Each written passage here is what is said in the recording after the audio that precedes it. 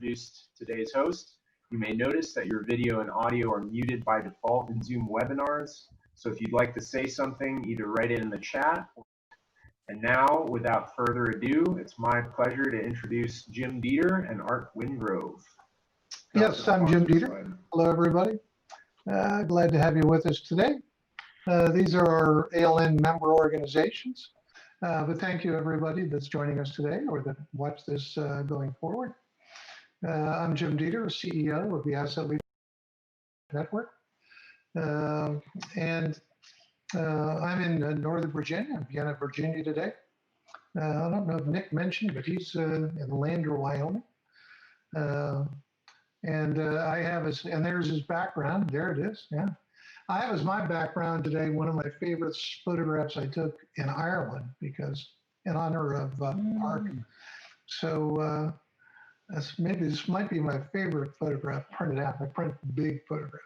Anyhow, so we're really pleased to have with us today Art Wingrove. Art and I have known each other for some time, have been colleagues at the IAM and attended an IAM conference that Art was the responsible for, was the lead. And we have worked together as consultants along the way. We always had lots to talk about, so I thought he'd be a great guest. And Art is, if you saw the most recent newsletter, the ALN newsletter, Art is our newest senior fellow, and we're happy to have him. And it's a great opportunity. So without further ado, Art, where are you today? So I'm split. I'm currently in Brighton in the UK, so it's 9 o'clock here. And I'm back in the UK, but my picture behind me, I'm fortunate enough to have a house in just north of Cape Town. So my picture is from near myself and my wife. My wife's from South Africa. So my picture's from that house, which I'm missing at the moment, locked down here in the UK. Nice, nice.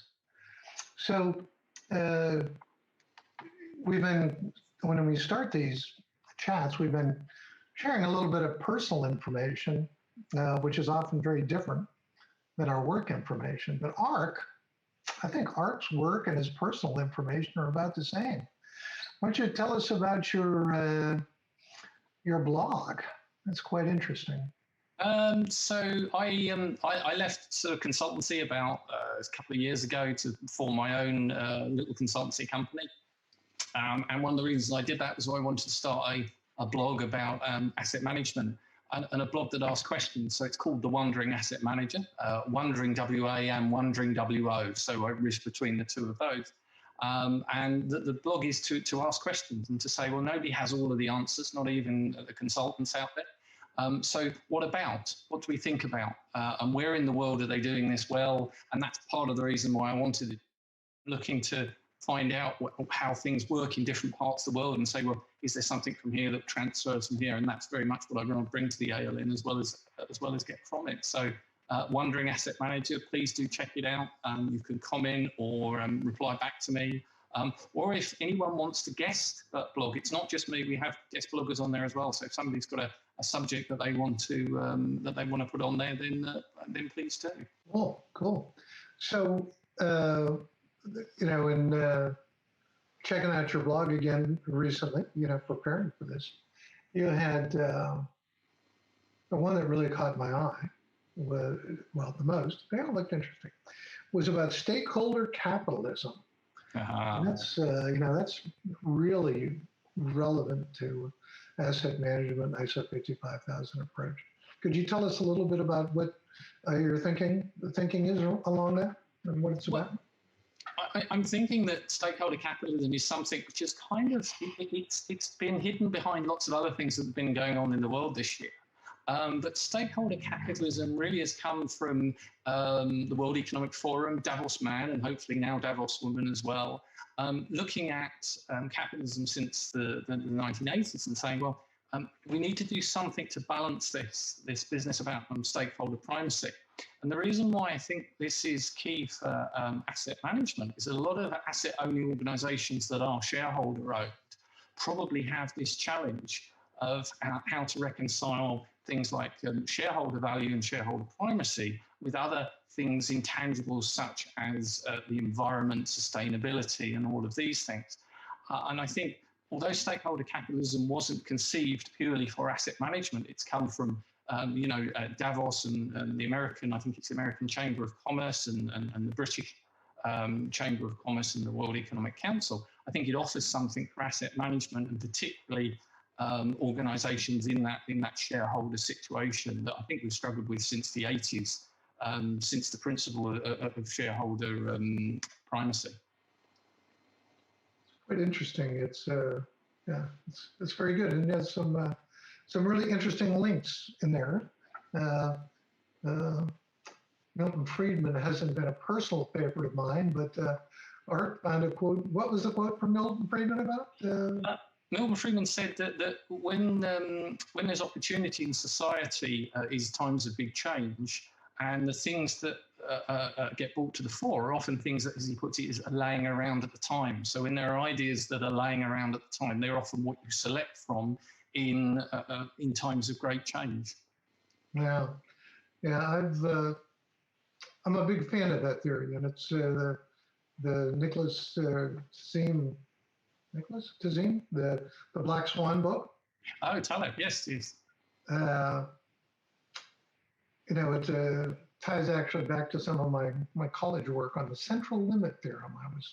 Did a paper on, but the idea of these really rare events, and that we can, as we're trying to do something like asset management, get people more cognizant of asset management and the possibility and just how big a deal it can be to organizations, that change can be so incremental and in such small steps until it isn't, until it's whoosh.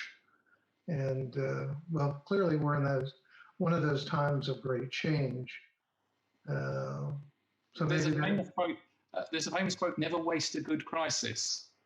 And I'm not sure whose it is. Somebody may well inform us, but never waste a good crisis. That opportunity for unfreeze and refreeze change.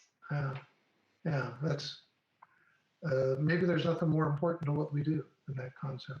Maybe.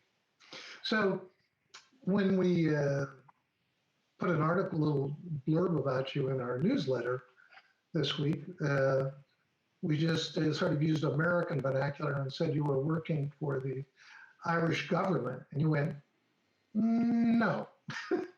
And what was the term that you used? It's a semi-state, which isn't anything to do with matter, but in Ireland and in a few countries, they have this concept of an organisation which is not the state, but it's owned by the state. So the organisation I worked for was AVEA, which looked after gas and water. And that was a company, an organisation with profit and loss, but it was solely owned by the government. And that's actually, I think, a good solution to not having too much political interference, but equally giving some guidance. And again, this links back to difference between stakeholder organisations and owner organisations. So the concept of semi-state, Indonesia has the same with their power and their critical infrastructure, in Malaysia as well. Yeah, that reminds me of Doug Detter, and he was a speaker at the National Academy of Sciences at our event 4 years ago, I think, 4 or 5 years ago. But he has a book that is all about assets and how assets around the world. He puts a number of something like $177 trillion worth of assets, state-owned assets, around the world, and there's really hardly any coherent national strategies to manage those assets. And one of the things he recommends is some mechanism to set aside assets and get them, decide which ones you want to have privatized and which ones you want to be public, and but then put a kind of a fence around them and hire people to manage them that actually know something about it. So that sounds in that direction. If I can chip in there, because I've lived my life through this in the UK. In the 1980s, we had the Thatcher government, which had an ideology of privatisation, and it worked for some asset classes and it didn't work for others. And I have an opinion on it. It worked well for gas and it worked well for power and power generation. But it didn't work well for water because of the nature of those different things. And it hasn't worked well for instance, the rail network because it's fragmented it.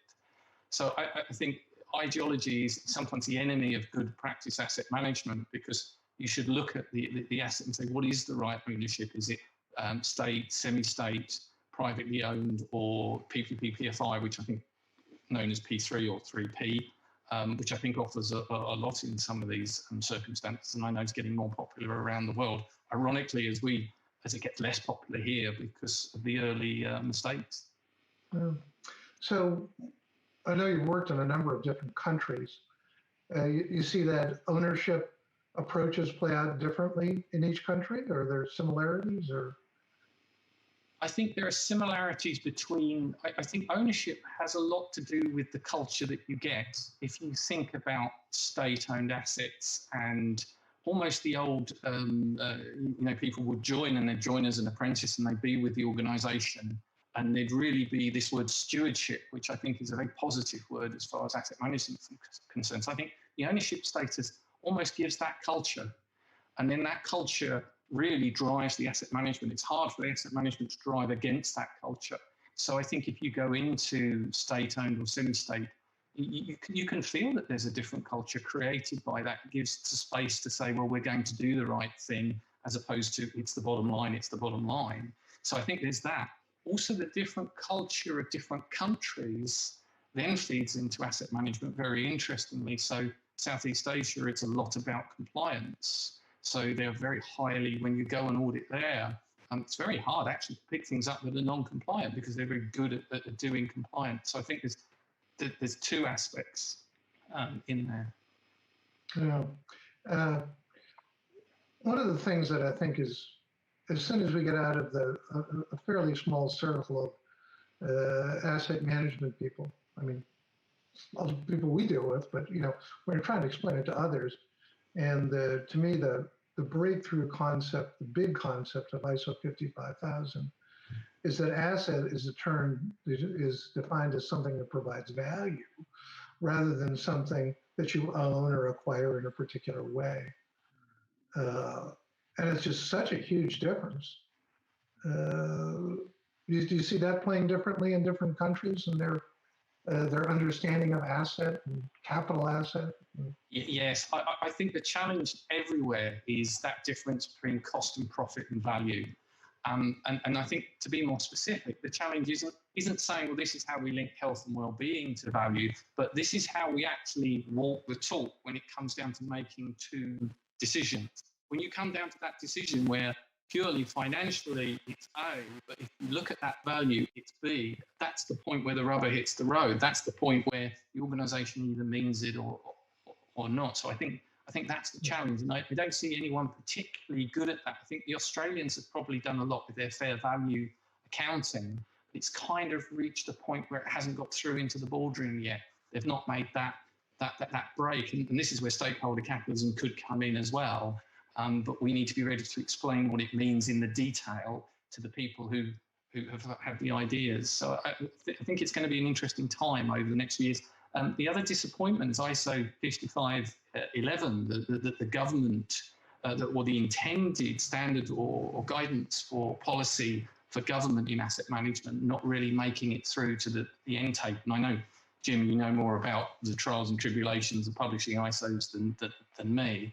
And it's quite a disappointment that didn't actually make its way through to the finish line. Yeah, there's a long story there. I know, normally there's been a lot of good words written for that document, but nothing that so far that's gotten to the point where people could reach agreement on it. And I think, I think there's a part of it that's maybe we really don't understand what's different generically in a way that translates across cultures and countries and political systems.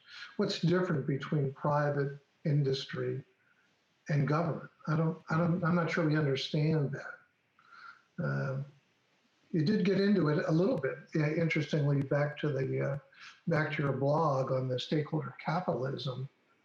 It's what I took from it is,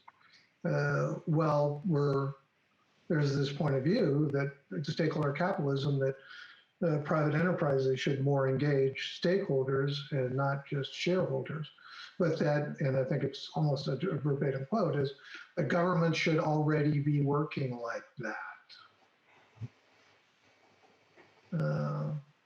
So how does that change things? And does that, going to a stakeholder capitalism, do you think that'll make less distinction between government and private in the way assets are considered and managed? I think it should, but the cynic in me says that with the stakeholder capitalism, that unless it is somehow mandated or signed up to, it'll actually provide a disincentive to do it, because the organisations that consider those intangibles might put themselves at a competitive disadvantage. So I think at the moment within it, my balance is feeling that it's a good idea. It might lead to another conversation, but it's not strong enough. It's not being pushed strongly enough or taken up strongly enough to flip it into that. And about my, governments should be working like that. That was definitely a bit of tongue-in-cheek irony that the governments haven't figured that out fully yet. Anyway, and I guess if the shareholder is the thing pulling you in maybe the wrong direction in the private sector, the politics is probably doing the same in the public sector. Yeah, interesting. Yeah. So one of the things people always ask me about, and I think ask all of us, I know the U.S. tag for ISO 55000 is working on it. One of our old colleagues, Rob Raines, I think is leading that effort, the U.S. tag. But looking for case studies, success stories. I sometimes explain it as the late adopters, we're at the early adopter phase still, and the late adopters, want a rock solid business case that's like taking money to the bank, and early adopters see promise and act on it. But I know you've worked in a number of interesting environments. Do you have any notable success stories that you could share? There's a good couple, and they tend to have things in common, which I think we'll come back to, which I think is the end point. I mean, my favourite one is Gas Networks Ireland, formerly Bord Gosh, and Bord Gosh means the gas board in Irish. Now Gas Networks Ireland, and I first came across them in 2013, and I think fair to say they were a good organisation then for a number of sound reasons. They had very good succession strategy of moving people around through the organisation. So they, somebody would be in operations, then they'd be in safety, and somebody else would move from safety, into maintenance, into strategy.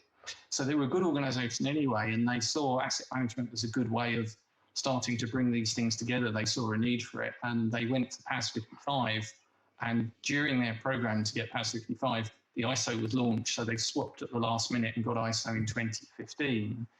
And then since then, they've had a couple of improvement programs. And I guess the reasons why I think they are so good is because they had a good culture to start with, of moving people around and very long-term planning. Also, I think they undertook continual improvement, and I think transformational change is a buzzword. A lot of people are selling transformational change. We'll transform your business, and I think when you get to a certain level of maturity above, for instance, ISO 55000, transformational change actually doesn't get you that much more. And this is just my opinion, and I'm really interested in stories to the contrary or arguments to the contrary.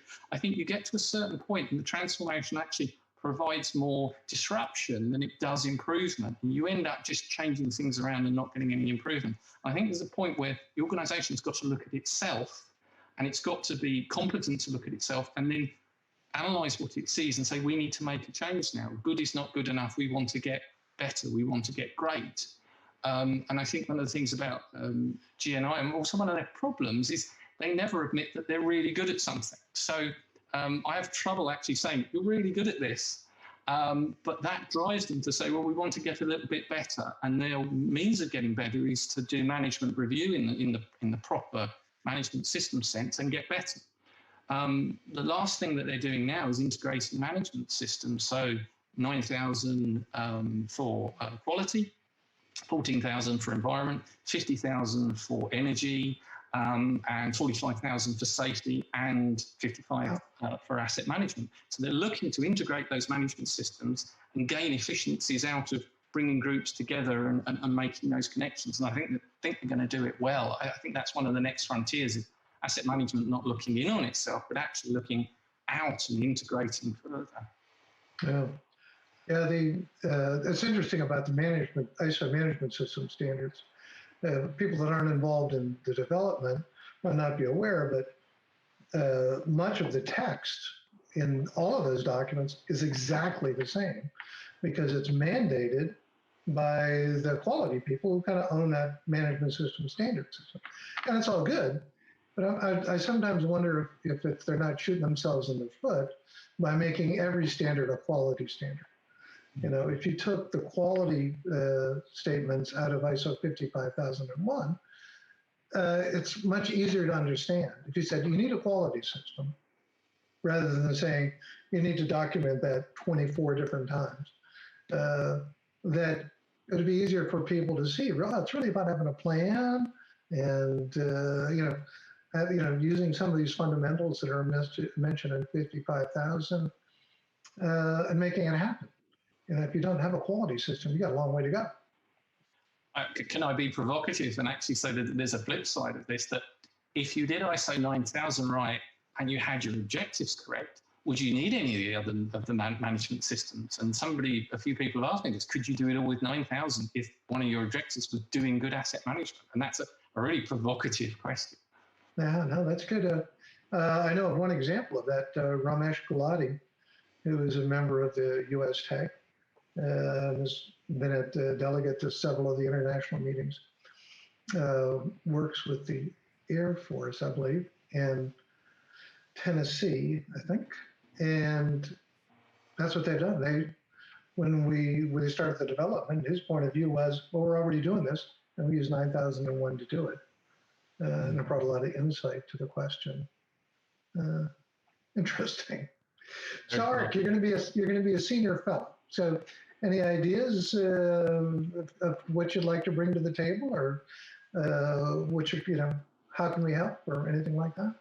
So, I think I can help with all the normal things, like I've helped write SAMPs and all of these things. But I think what I'd like to offer up mainly is that, do you want 3 or 4 different versions of how this has happened before somewhere else? So I think the main thing I'd like to offer is if you think that there may be other ways of doing this, I'd definitely like to offer the services of saying, well, actually there are 2 or 3, and I'll probably have some backup information from those organisations or contacts. So that's one of the things I'd like to bring. I'm doing a lot recently in the water sector, so I'm really coming home. I started off in the water sector, at the beginning of my career, and went via nuclear, rail, and a load of others. But I'm coming back to water now on waterways. So if there's anything in the water sector in particular to offer. So it's probably those 2 things that I can offer the ALN, and are looking for, the way you're developing things and what you're looking at. Yeah, I mean, we are about what our members can do and can make happen, and how we can help and support each other. That's good. Okay, guys. Well, we are at that Q&A section of the chat, and we had one question. Art, what do you think will happen when organizations align multiple standards? Ooh.